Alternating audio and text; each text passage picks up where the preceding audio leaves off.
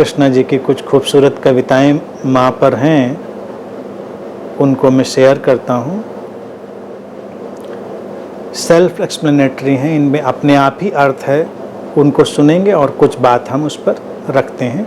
2 कविताएं शेयर करते हैं। मैं माँ हूँ, हृदय के आकाश में जहाँ होती प्रेम की वर्षा, मैं वहाँ हूँ। वक्त के सारे फासलों को पार कर, झीलों, नदियों, समंदरों, पर्वतों, जंगलों, बियाबानों, बस्तियों, सूक्ष्म और विराट के ऊपर उतरती एक समग्र हाँ हूँ। देह की सीमाओं में बंधी हुई कायनात की शुभाशंसा हूँ, तुमसे अलग कहाँ हूँ।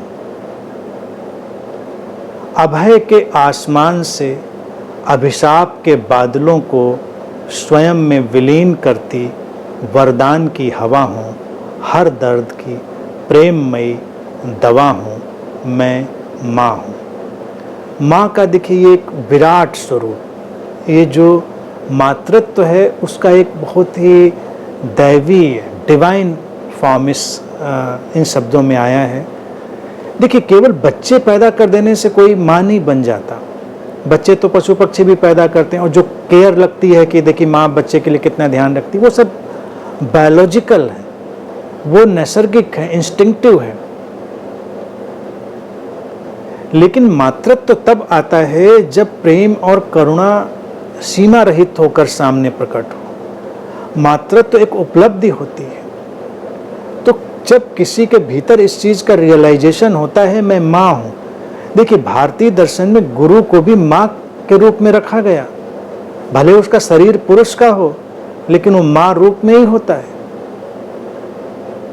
और एक स्त्री भी माँ सही अर्थों में तभी बनती है जो सुने कि सारे फासले मिटते हैं, कोई फासला नहीं है, सूक्ष्म विराट प्रकृति का जितना विस्तार सब कुछ एक समग्र हाँ, एक टोटल यस, कोई निगेशन नहीं, कोई नकारात्मकता नहीं, कोई इनकार नहीं, समग्र स्वीकार।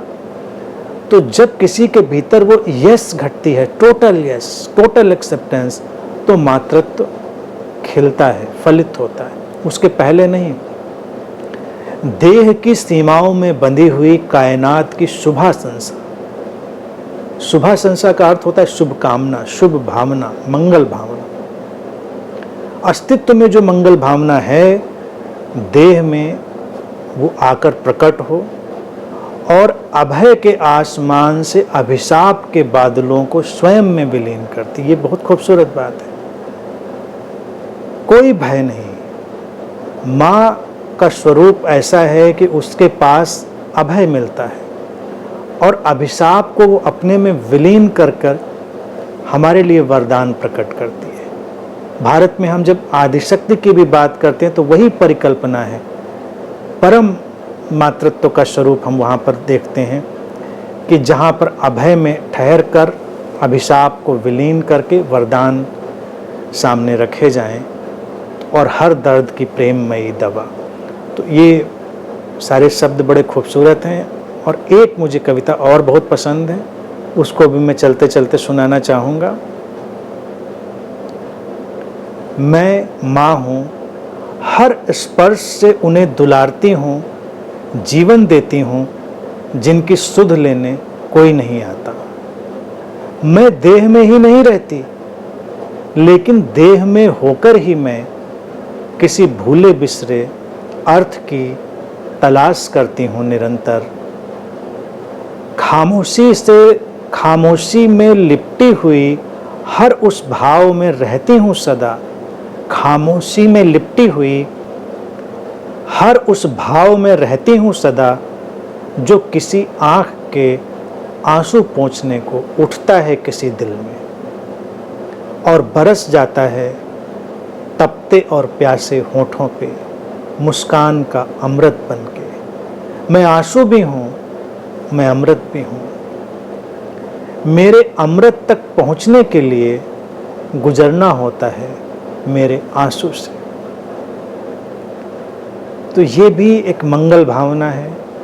और माँ तक पहुँचना हो, उसका अमृत अगर हमें जानना हो तो उसके आंसुओं को पहचानना होता है, या ज़िंदगी में छिपे हुए मातृत्व के अमृत को हमें देखना हो तो ज़िंदगी के आंसुओं से गुजरना होता है, और फिर हम उस